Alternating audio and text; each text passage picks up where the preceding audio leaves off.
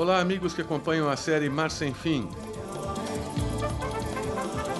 No último programa estivemos em Fernando de Noronha. Vocês conheceram a infraestrutura da ilha e as pressões que ela sofre. A falta d'água, o déficit de moradias, a usina de compostagem e o abastecimento dos ilhéus. Conversamos com o administrador estadual de Noronha. E mostramos o forte dos remédios. Tivemos ainda mais um mergulho em suas águas cristalinas. No programa de hoje, mais Noronha. Você vai conhecer uma joia náutica, o navio veleiro Cisne Branco da Marinha do Brasil. Fizemos uma entrevista fantástica com o comandante Vinícius Rodrigues. E mostramos cada detalhe deste barco fabuloso.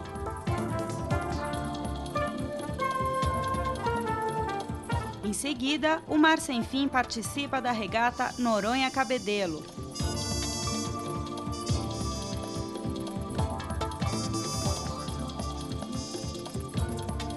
Muito vento, boa velocidade e diversão e alegria a bordo de nossa casa flutuante. Está começando mais um episódio desta série sobre os nossos mares e a ocupação da costa.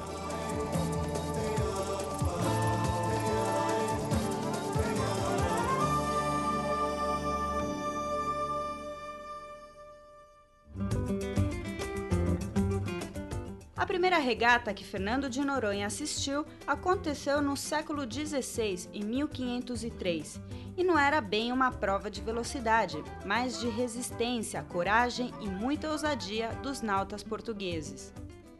Pessoal, estou olhando aqui para a ponta leste, nessa direção aqui que ficam os Espigões, onde em 1503 naufragou a nau de Gonçalo Coelho. Ele vinha pela segunda vez ao Brasil, logo depois da descoberta de Cabral foi feita uma primeira expedição com ele, com o Américo Vespucci, e uma segunda. Eu estou me referindo à segunda, de 1513, foi justamente nesses afloramentos que tem de pedras que a nau do Gonçalo Coelho naufragou, na noite de São Lourenço. É por isso que um dos nomes da ilha de Fernando de Noronha é também São Lourenço. E Américo Vespucci, com isso, acabou ficando uma semana aqui. Ele achou um porto lindíssimo, muito provavelmente foi o Porto de Santo Antônio, onde ele ficou uma semana. Aqui ele desceu, como sempre desciam os navegadores daquela época, para pegar lenha. E é talvez por isso que você hoje vê muito pouco cobertura vegetal em cima da ilha. Ele pegou lenha e também pegou pássaros para comer. Diz que os pássaros eram tão tranquilos, tão mansos, que vinham na própria mão. E ele assim encheu um batel inteiro de pássaros, que era comida que as caravelas acabavam se utilizando, e daqui então seguiu para o continente. As embarcações de hoje, felizmente, têm tecnologia suficiente para evitar esse tipo de acidente. Visitamos uma delas, uma joia náutica, o navio veleiro Cisne Branco que participou da Refeno, a regata Recife-Fernando de Noronha. A bordo do Cisne Branco, fomos recebidos pelo comandante Vinícius Rodrigues, com quem conversamos. Bom, nós estamos então no convés do Cisne Branco, ao lado do comandante Vinícius Rodrigues, que vai explicar a importância desse barco. Desde quando que a Marinha Brasileira, para começar, desde quando que a Marinha Brasileira conta com o Cisne Branco, comandante? O Cisne Branco foi incorporado à Marinha do Brasil em março do ano 2000, para fazer parte das festividades do descobrimento. E desde então a Marinha conta com esse navio viajando pelo Brasil e algumas vezes pelo mundo, fazendo quase como um cartão de visitas, com essa nossa bandeira enorme sempre na popa, mostrando o nosso Brasil. Qual a importância para uma marinha de um determinado país ter um navio escola como o Cisne Branco, que é um clipper, um navio à vela? Qual a importância disso? Eu acho que a principal importância é resgatar as tradições marinheiras. Hoje o jovem ele é um expert em computadores, em todos os devices eletrônicos, mas ele estava se perdendo um pouco a cultura tradicional de marinha. Às vezes você pede para um tenente fazer um nó marinheiro e ele não sabe. Hoje todos eles passam aqui, aprendem sobre vela, aprendem sobre nós marinheiros, para poderem chegar num ambiente e conversar e mostrarem que tem esse conhecimento. Essa é uma parte bastante importante. Quer dizer, o senhor também acha, então, de que mesmo para ser comandante ou tripulante ou oficial de um navio supermoderno, uma fragata, é preciso que a pessoa antes tenha aprendido nas tradições antigas, na vela? Eu não tenho nenhuma dúvida disso. Eu acho que o homem que passa por veleiros, passa por navios veleiros, ele tem um conhecimento do mar diferenciado. Ele aprende a olhar para o vento, saber a intensidade do vento, e às vezes isso é fundamental. E mesmo estando fechado num passadiço de uma fragata, cercado de computadores, ele continua sendo um homem do mar.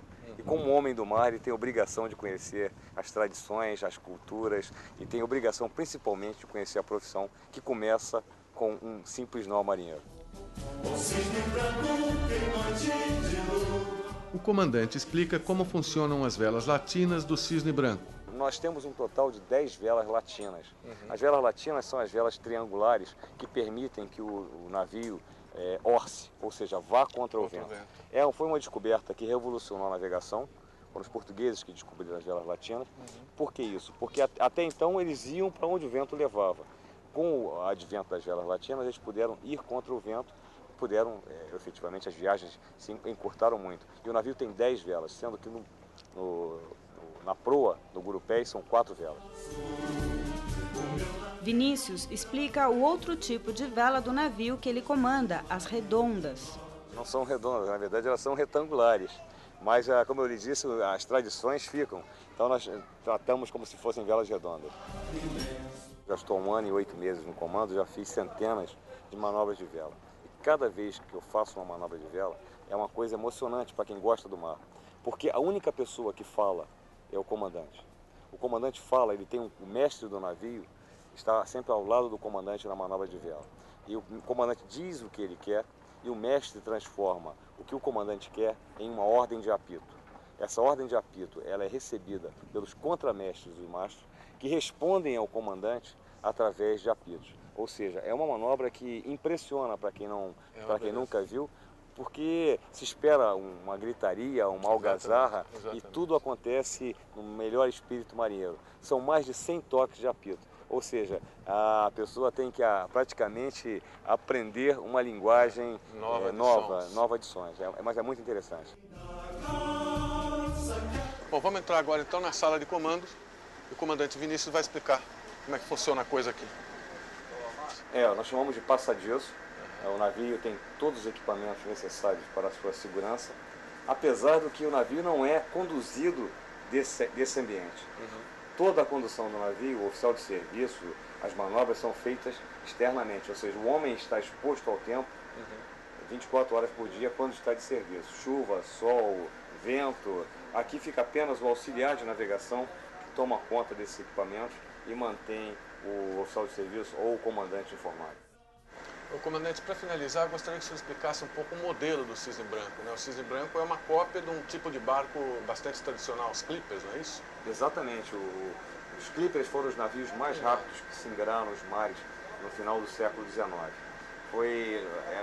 A velocidade era uma necessidade e o casco ficou mais fino, a área vélica aumentou muito e o navio passou a ser muito veloz e com grande capacidade de carga. Então a Marinha optou por esse modelo justamente por isso. O Cisne Branco é um navio que é muito veloz. Eu já tive a felicidade de velejar esse navio somente no pano a 16 nós, numa regata que nós participamos nos Estados Unidos. E é indescritível ver um navio de 1000 toneladas velejando a 16 nós apenas com a força do vento. E essa talvez seja o grande prazer de quem ama a vela. E com um toque de apito que chama os marinheiros, convocamos vocês que nos assistem para no próximo bloco participarem com a gente da primeira regata Fernando de Noronha Cabedelo.